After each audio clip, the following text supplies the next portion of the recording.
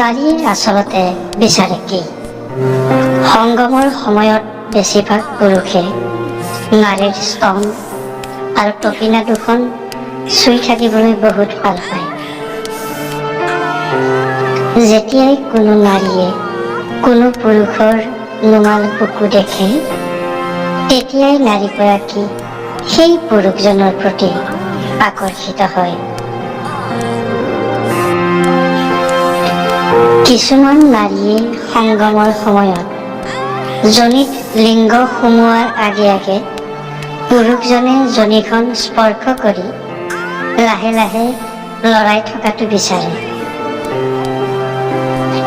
পুৰুষভেদে লিংগৰ আকাৰ বেলেগ বেলেগ। লিংগ ডাঙৰ বা সৰু ডাঙৰ কথা নহয়। নাৰীয়ে সদায় কঠিন লিংগ পচন্দ কৰে, লগতে দীৰ্ঘ সময়ৰ পিছত বীৰ্যপাত। মনোবিজ্ঞানীৰ মতে এগৰাকী নাৰীৰ যোনিৰ উত্তেজনা যেতিয়ালৈ নকমে, তেতিয়ালৈ নাৰীগৰাকীয়ে সংগম কৰি থাকিব বিচাৰে। যি নাৰীৰ IQ লেভেল বেছি হয়, সেই নাৰীয়ে এজন ভাল যৌন সংগী পাবলৈ অধিক কষ্ট কৰিবলগীয়া হয়। মনোবিজ্ঞানীৰ মতে যদি সংগমৰ সময়ত নাৰীগৰাকী ঘনে ঘনে কঁপি উঠে, তেতিয়া বুজিব লাগিব যে তেওঁ যৌন উত্তেজনাৰ শিখৰত উপনীত হৈছে। গৱেষণাৰ পৰা জনা গৈছে যে নাৰী ভেদে যোনিৰ গভীৰতা বেলেগ বেলেগ। সেয়ে প্ৰতিগৰাকী নাৰীৰ যৌন উত্তেজনা বেলেগ বেলেগ, আৰু প্ৰতিগৰাকী নাৰীয়ে সংগমৰ সময়ত বেলেগ বেলেগ ভংগীমা পচন্দ কৰে।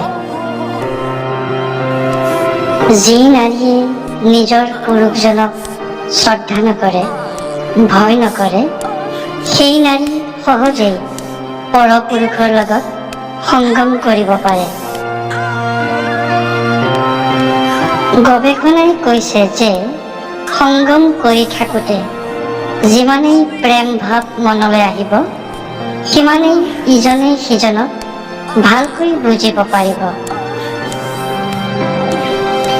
সংগমৰ সময়ত এগৰাকী নাৰীৰ মনলৈ এটাই কথা বেছিকৈ আহে, যাতে তেওঁৰ যোনিৰ কামোত্তেজনা পুৰুষজনে ভালদৰে নিবাৰণ কৰিব পাৰে।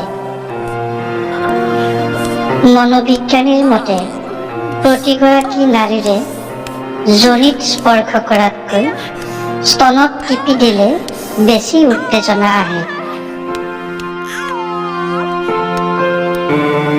গৱেষণাৰ পৰা প্ৰমাণিত হৈছে যে যি নাৰী নিজৰ পুৰুষজনৰ লগত সংগমত সন্তুষ্ট হয়, সেই নাৰী সহজে পৰপুৰুষৰ প্ৰতি আকৰ্ষিত নহয়।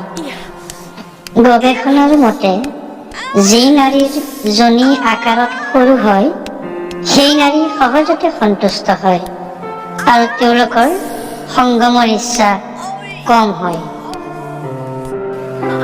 সংগমৰ আগমুহূৰ্তত যদি নাৰী আৰু পুৰুষে যৌনধৰ্মী কথা পাতে, তেন্তে সংগম কৰি বেছি মজা পোৱা যায়।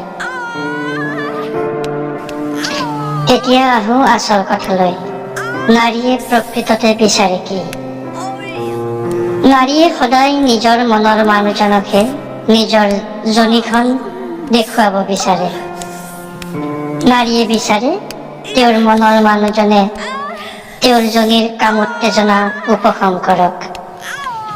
নাৰীয়ে সদায় নিজৰ মনৰ মানুহজনৰ সন্মুখতহে উলংগ হ'ব বিচাৰে। কিন্তু পুৰুষে কি বিচাৰে জানিবলৈ এই চেনেলটো ছাবস্ক্ৰাইব কৰক, লাইক কৰক, শ্বেয়াৰ কৰক। ধন্যবাদ।